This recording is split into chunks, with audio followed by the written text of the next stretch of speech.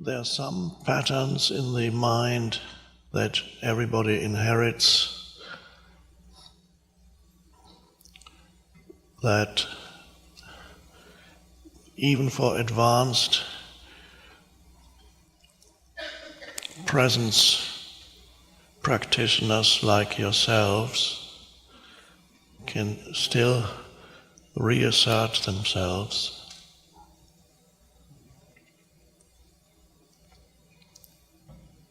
Because they are so normal.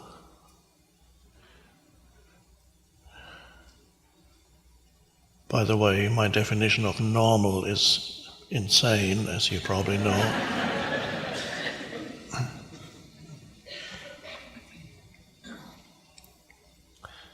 And you may be able to catch yourself many times during the day when one of these normal patterns reasserts itself. And of course, one of the most prevalent patterns is reducing the present moment to a means to an end.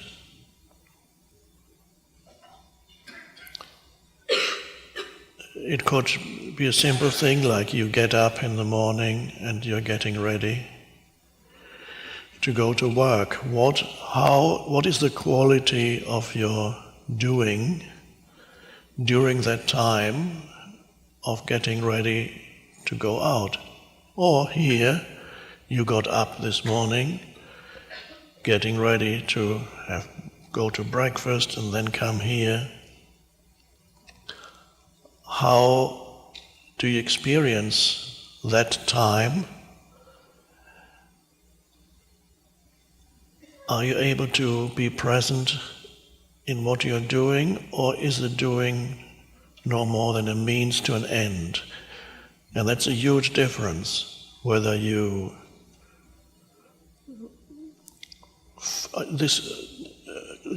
fold your pajama after and put it on your bed.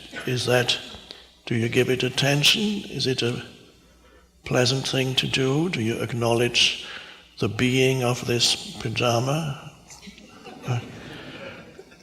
and feel the texture and give it some loving attention and then you put it away? Or is it,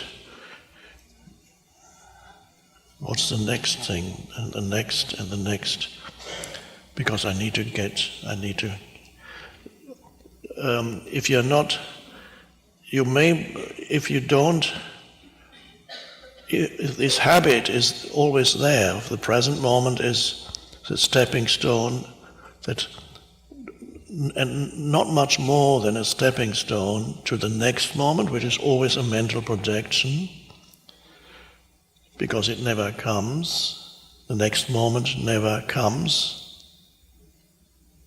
Does it? No, I don't think it does, because when the next moment comes, it's the present moment. So the next moment doesn't come, it can never arrive. There's only this moment. But if your habit is to treat this moment most of the time as a means of getting to the next moment, so not being fully in it, but mentally being somewhere else, and then so the basic attitude is, I just need to get this moment out of the way. Then I will get to a better one. And that is a very deep-seated pattern that prevents you from being present. But it's only when I voice it like this that it becomes apparent to you, because otherwise you won't even see it, because it's so normal to live in such a way that unconsciously you don't tell yourself in your mind that I just need to get this moment out of the way because the next one will be better. That is an unspoken and unconscious assumption behind what you do. And it's not only, people also treat entire life periods in that way. Then it's not only, of course, most fundamentally the present moment, but they also treat entire chunks of their life in that way. For example, you're waiting for the weekend, so it's only 2 more days of having to go to work, and then there comes, or you're waiting for something else.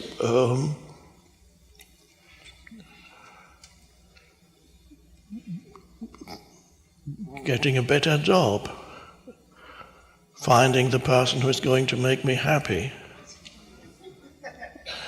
It's only, in the meantime, I'm just ticking over. I'm just waiting for. What's the expression? I'm waiting for the big break or whatever. I'm waiting for the big thing to happen, and finally I can start living. When that happens, in whatever form that takes, when that happens, then my life will really start. And that's another way, another manifestation of the same dysfunction, reducing an entire chunk of your life to a waiting room.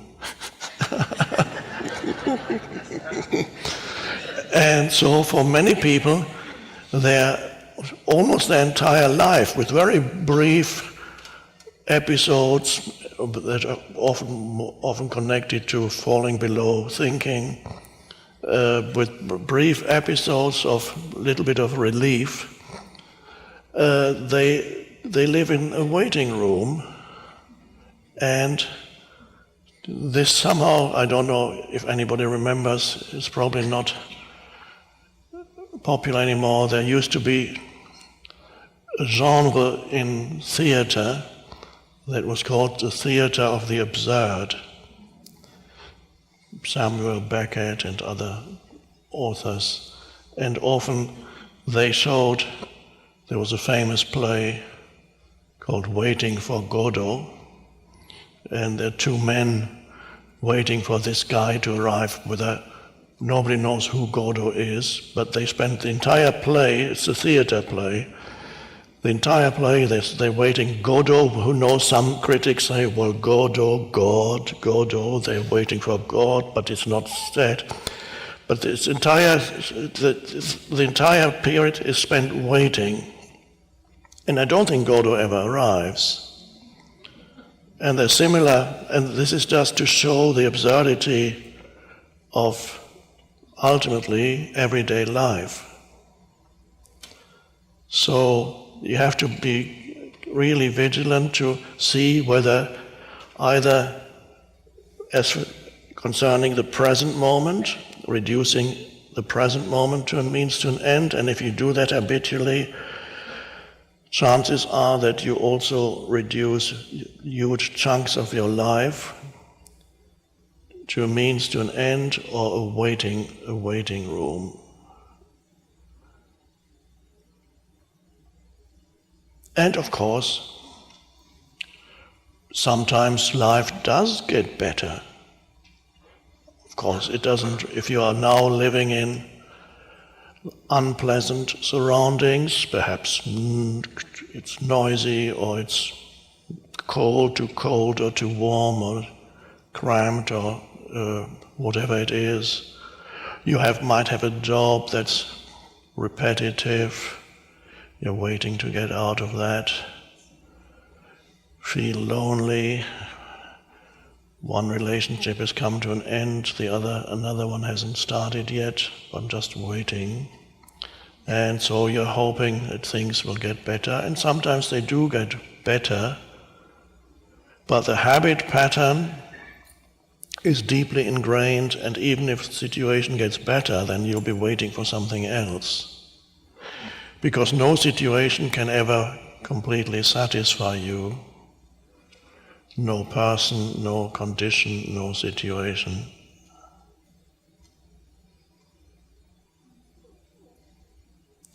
Waiting for retirement. can maybe take early retirement, and then what? Play golf, lie on the beach.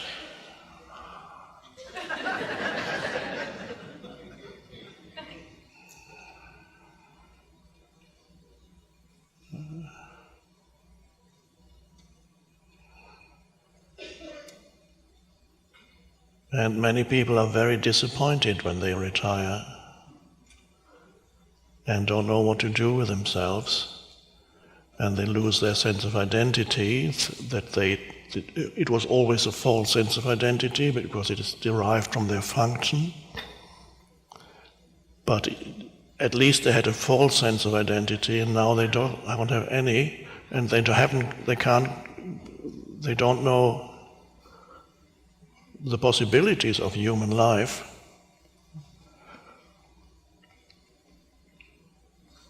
So be vigilant.